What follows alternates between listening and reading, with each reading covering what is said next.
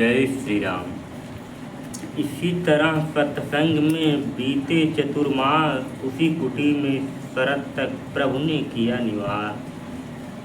कि राज्य मिला सुग्रीव को हुआ 3.5 साल, सीता सुध का ध्यान ही भूल गया भूपाल।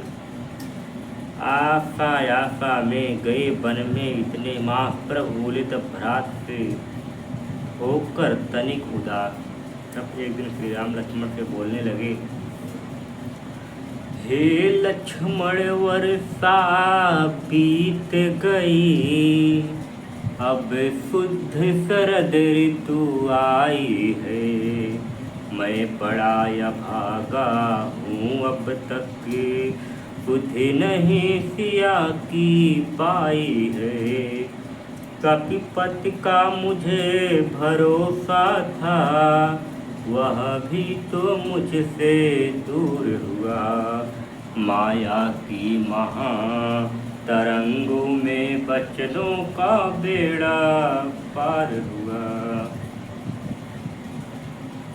तब लखनलाल जी कहने लगे कि हे नाथ मुझे आज्ञा दो, मैं पंपापुर को जाता हूँ। धन मत वाले को बस अभी बांध कर लाता हूँ। भरपूर उसे शिक्षा दूंगा, जो झूठा बन कर बैठा है। सब गर्व मिटाऊंगा उसका, जो राजा बन कर बैठा है। फिर राम जी समझा कर बोले, लेना समय अनुसार काम। इधर राम से आज्ञा ले पंपापुर को निकले लखनलाल। हनुमान का सुग्रीव से उधर हुआ संवाद। हनुमान जी कहने लगे कि श्री महाराज तो महलों में आनंद राज्य का करते हैं। उन मित्रों की भी सुधि है कुछ, जो गिर कुटिया में रहते हैं। इसलिए मुनासिब तो यह है, अपना भी फर्ज चुका दे हम। वे हमें राजपद दिला चुके, सीता से उन्हें मिला दे हम। तब सुग्रीव कहने लगे, मैं आज कृतज्ञ तुम्हारा हूँ, सोते को जगा रहे हो तुम। संपत्ति प्रतिष्ठा प्राणों की बजरंगी बचा रहे हो तुम। सीता की सुधि लेनो को कुछ कपीस सर्वस्व करो। तुम भी देशों देशों में जाकर वानर सेनाएं एकत्र करो। इस प्रकार सुग्रीव को हुआ जिस समय ज्ञान, कपिदल के संगठन को विदा हुए हनुमान। रोहितागिरी, व्याहगिरी, शिवगिरी, नीलगिरी, मैनागिरी पहुँचे। कश्यप गिरी कदली वन होते, विंध्याचल धौलागिरी पहुँचे। अर्जुन गिरि धुंधु मार गिरी, जाए सुमेर गिरी के वन में। अंजन गिरि होके अंजन सुध धाये, हिमगिरि के कानन में। जितने भी ठौर ठिकाने थे वनवासी भालू बानरों को, सब जगह गए बजरंग बली, परतंत्र स्वतंत्र पंचरों की। च्वाचा पानर यूथ प्याते थे, इधर सुग्रीव उन्हें ठहराते हैं। मानो पंपापुर के चौदिस दल बादल छाए जाते हैं। इतने में आए वहाँ लखनलाल हो लाल, भय दिखलाया सुग्रीव को लिए गए तत्काल।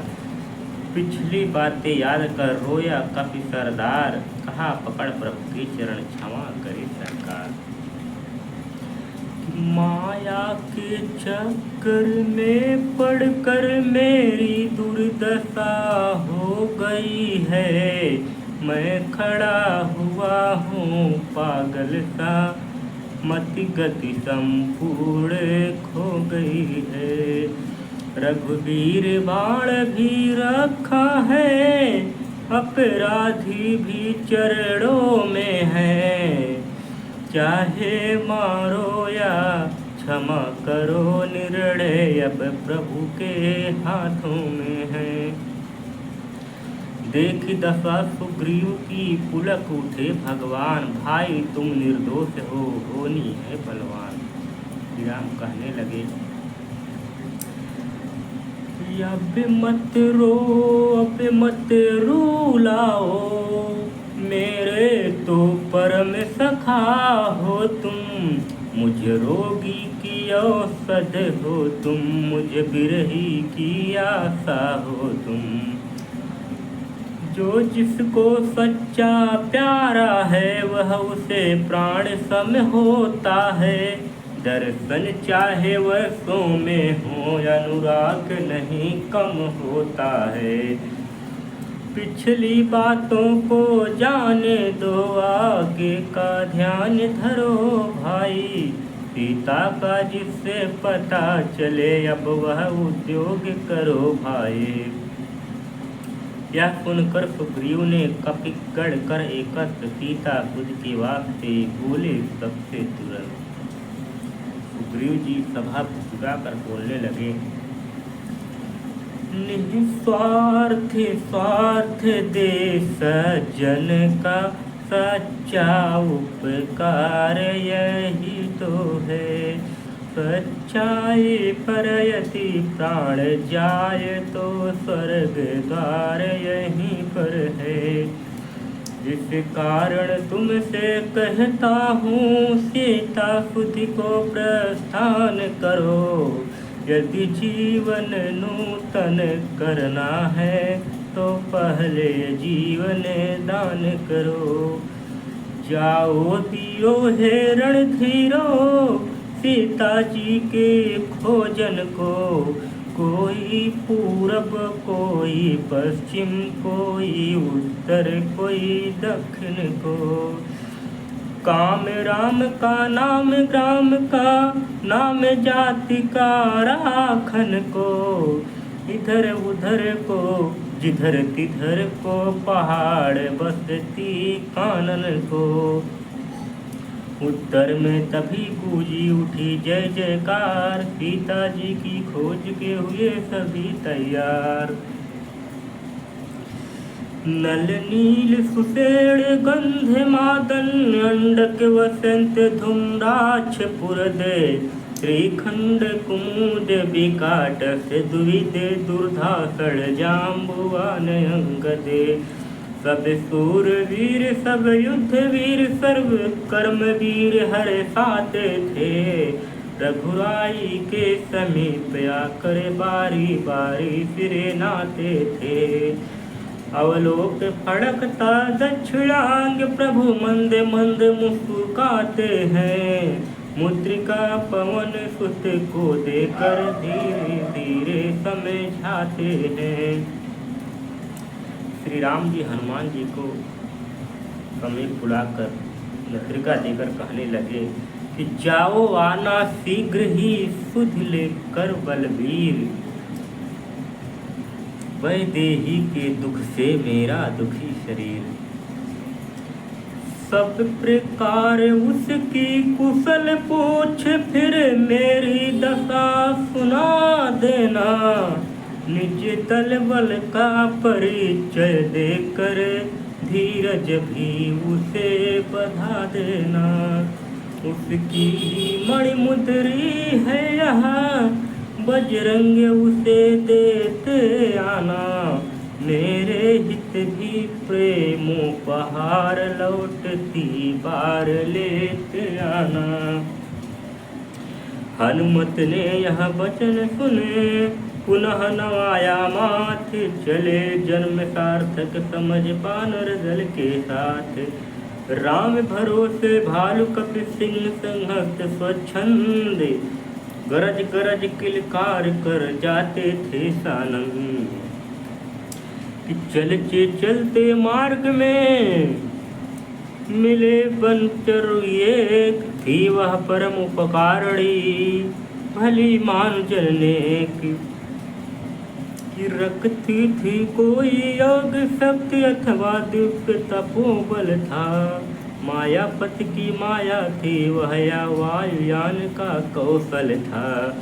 जिसके द्वारा उसने कुमार्ग दिखलाया इन सब वीरों को, अति शीघ्र समुद्र के तट पर पहुँचाया इन सब वीरों को। कि ठहर गए सब सिंधु तट, सुन बूढ़े की बात, संपाति नामक वहीं था जटायु का भ्रात। देखा जब वह इतने बानर कटक समान, हो प्रसन्न कहने लगा अहो भाग भगवान। वर्षों से भूखा प्यासा हूँ, भर पेट न भोजन पाया है, विधिना ने आज अनुग्रह कर सब के साथ भिजवाया है। 2-4 निमिष ही में आकर 10-20 ग्रास कर जाता हूँ, भागो मत बैठो रहो वहीं, तुम सबको आकर खाता हूँ। कि चतुर बाल के पुत्र ने देखा जब यह ढंग, छेड़ा गिद्ध जटायु का अवसर योग प्रसंग। ये अंगद कहने लगा, भाई जी धन्य जटायु हुआ, खगगढ़ में वह सर्वोत्तम है, उपकार हेतु निज प्राण दिए, अनुपम की बल भी अनुपम है।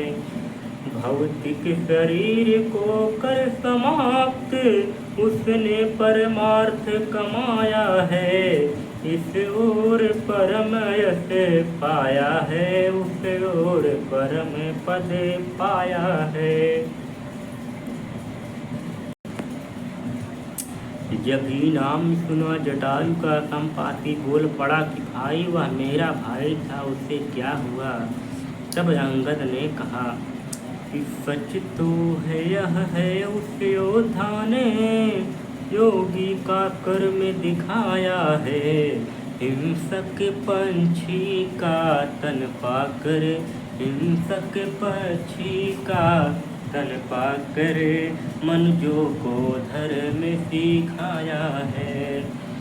उसका पवित्र जीवन चरित्र, इस आर्य भूमि का गौरव है, निस्वार्थ प्राण बलि यूं देना प्राणी के लिए असंभव है। कौशल की रानी सीता का जब दंडक वन में हरण हुआ, तब उन्हीं तीनों उपकार हेतु वह गीत राजी हरि शरण हुआ। जिसने सीता का हरण किया, उसने ही उसको मारा है, दंडक वन का वह डाकू ही है भाई, शत्रु तुम्हारा है। हम सब तलाश में हैं उसके, तुम भी अब उसे तलाश करो, भाई का बदला लेना हो तो उस बैरी का नाश करो। संपाति यह कथा सुन, पहुँचा जल के तीर, नैनों में भी नीर था, हाथों में भी नीर। फलिंजाली जब प्रात को देता था खगराज, श्रद्धांजलि करने लगा अर्पण कपीस समाज। अब संपाति ने कहा, लंका कुछ विश्राम, अच्छा होता राम के मैं भी आता काम। संपाति कहने लगा, जो दिवस कार्य करने के थे, वे बीते मौज उड़ाने में। जो दिवस काज करने के थे, वे बीते मौज उड़ाने में। तरुणाई की सब अरुणाई, तरुणाई की सब अरुणाई, खो गई खेलने खाने में। हे बलबीरो हो गया वृद्ध, अन्यथा कार्य यह करता मैं।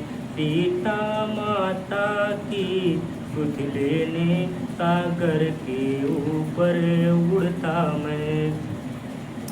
देख रहा हूँ यहीं से लंकापुरी विशाल, चारों दिश ले रहा है जिससे जल्द उछाले। करता है राज्य वहाँ रावण, वह ही सीता का हरता है। अपने अशोक वन में उसने उन महाकसी को रखा है। 100 योजन सिंधु लाघ कर जो बलवीर वहाँ पर जाएगा, वह ही सीता सुध लाएगा, वह ही सुयस कमाएगा। कि संपाति जब चल दिया सब पर डाल प्रभाव, जामवंत ने रख दिया तत्क्षण यह प्रस्ताव। जामवंत कहने लगे करने को तो इतना ही है, बस एक छलांग मारना है। यह युद्ध नहीं संग्राम नहीं, 100 योजन सिंधु लाघना है। मेरी तरुणाई होती तो उसे पार पहुँच जाता अब तक, पीछे तुमसे बात होती सीता सुध ले आता अब तक। बामन प्रभु ने जब बलि बांधा, मेरा उस समय जमाना था। 2 घड़ियों में भूमंडल का, 2 घड़ियों में भूमंडल का होता था आना जाना था। अब तो युवकों की बारी है, मेरी तो वृद्धावस्था है। यदि वहाँ तलक कोई न गया, यदि वहाँ तलक कोई न गया, तो यहीं डूबना अच्छा है। अंगद बोले मत कहो कायरता की बात, असफल होकर डूबना है कब अच्छी बात। अंगद कहने लगा युवराज कहा करे मौन रहूं, तो मुझे पर लांछन आता है। इस कारण सिंधु लाघने को यह अंगद बालक जाता है। सच्चा योद्धापन यह ही तो है, जब प्राणों की परवाह न हो। सच्चा उपकार तभी होगा, मर जाए लेकिन आह न हो। उस पार पहुँच ही जाऊंगा यह तो मेरा दृढ़ निश्चय है। लेकिन इस पार लौटने में थोड़ा सा मुझको संशय है। लाघूंगा सिंधु इधर से तो जगदम्बा सम्मुख आएंगी। वे अपना बल देखकर मुझको लंका नगरी पहुँचाएंगी। पर सुध लेकर जब लौटूंगा तो पीठ उधर हो जाएगी। मेरी वह महाशक्ति पूजा उस समय न कुछ कर पाएगी। अंगद का यह भाव सुन पिघले सबके नयन। जामवंत कहने लगा तब होकर बेचैन, तुम सभी योग्य हो जाने के, लोग किन कुछ ठिठक रहे यारो। करते क्यों नहीं प्रार्थना अब कपियों के नायक से यारो। हम तुम सब लोग अधूरे हैं, वह पूरा राम दुलारा है। बल्ली उसके ही हाथों दे, वह ही मल्लाह तुम्हारा है। इसी बात पर सहमत हुए। तब सभी लोग श्री हनुमान जी को ढूंढने लगे कि वे कहाँ पर हैं। जय श्री राम। कल आपको आगे की कथा सुनाई जाएगी। सुरसा, लंकनी वध, सिंहिका वध और लंका में प्रस्थान हो चुके हनुमान जी। जय श्री राम। सभी लोग सपोर्ट करिए ताकि आपको ऐसे अच्छी और धार्मिक वीडियो मिलते रहे।